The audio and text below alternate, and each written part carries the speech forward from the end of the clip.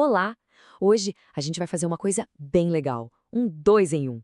A gente não só vai desvendar os primeiros passos em Python, mas, e isso é o mais importante, vamos descobrir um método, um jeito inteligente de aprender qualquer assunto complexo. Pois é, essa é a pergunta de US$ 1 milhão, né? Como que a gente pega aquele monte de informação, aquela avalanche de coisas e transforma em conhecimento de verdade, algo que a gente realmente consiga usar? É isso que vamos estruturar aqui, um verdadeiro mapa para navegar nessa complexidade toda. E olha só o nosso roteiro. Primeiro, decodificar a complexidade. Depois, um resumo objetivo. Aí a gente mergulha nos conceitos essenciais, vê tudo em ação, cria um checklist prático e fecha com o nosso kit de ferramentas. A própria organização aqui já é parte do aprendizado, viu? Bora começar! Beleza, vamos lá. Pensa aí. Quem é que nunca se sentiu completamente perdido tentando aprender algo novo? Programação é um exemplo clássico, né? Parece uma montanha. Mas o segredo não é só se esforçar mais e mais, e sim ter uma estratégia melhor. Um método, sabe? Um guia para a gente não se perder no caminho.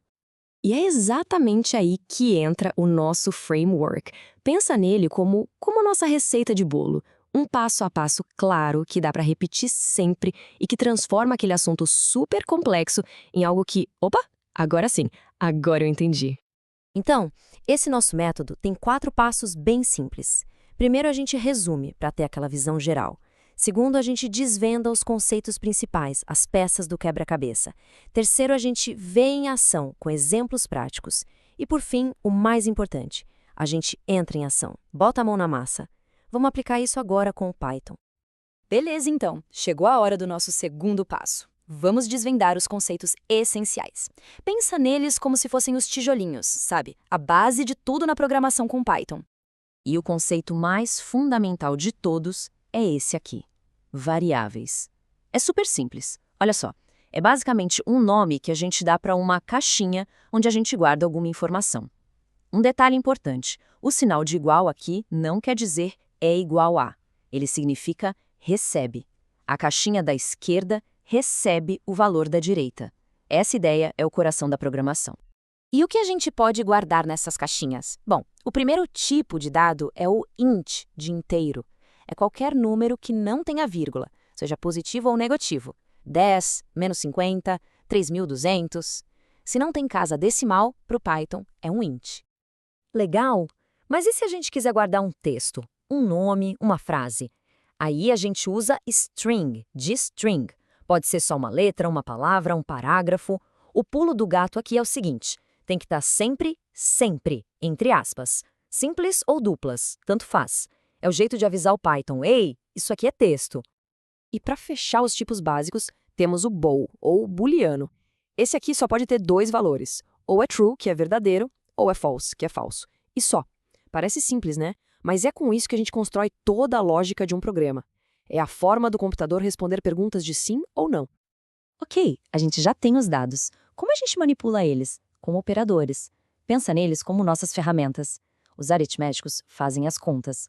Os de comparação fazem perguntas e a resposta é sempre true ou false. E os lógicos combinam essas perguntas. São eles que dão vida aos dados. Muito bom, já passamos pela teoria. Agora vem a parte legal, o nosso terceiro passo. Ver tudo isso funcionando na prática. É aqui que os conceitos ganham vida e começam a fazer sentido de verdade. Olha só a simplicidade disso. A gente criou uma caixinha chamada idade e, com o sinal de atribuição, guardou o número 30 lá dentro. Pronto, é só isso. Simples, fácil de ler e muito, muito poderoso. Aqui, a mesma lógica. Criamos a variável cidade e guardamos nela o texto São Paulo. Reparou nas aspas? É aquilo que a gente conversou. Elas são obrigatórias para dizer para o Python que isso é um texto. E esse exemplo é ótimo para a gente entender os operadores de comparação. A expressão 5 maior que 2 é, na verdade, uma pergunta. 5 é maior do que 2? O Python avalia essa pergunta e dá a resposta na forma de um booleano. True. Sim, é verdade. Mais um exemplo. A pergunta agora é: o texto A é exatamente igual ao texto B? E olha o detalhe: 2 sinais de igual é para comparar. Um sinal de igual é para atribuir um valor. São coisas diferentes, hein? E a resposta, claro, é false.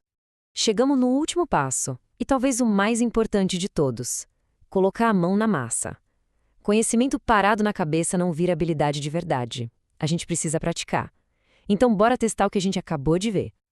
Então, para fixar de verdade, tá aqui um checklist bem direto. A sugestão é simples. Abra um terminal Python aí e tente executar essas 3 tarefas. É o primeiro passo e o mais crucial para solidificar tudo o que a gente viu até agora. E com isso, a gente fecha o ciclo. Vimos o básico de Python, sim, mas o mais legal é que usamos um método para isso.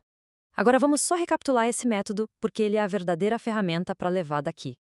Lembre-se sempre desses 4 passos.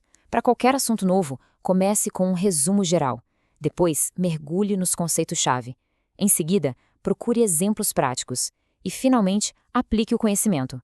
Esse é o seu kit de ferramentas para desmistificar qualquer tópico. E, para terminar, fica essa reflexão. Quando a gente tem um método que funciona, a barreira para aprender algo novo, ela despenca. A pergunta na nossa cabeça deixa de ser, será que eu consigo? E passa a ser, o que eu vou aprender agora? Fica a questão, qual o próximo domínio a ser conquistado?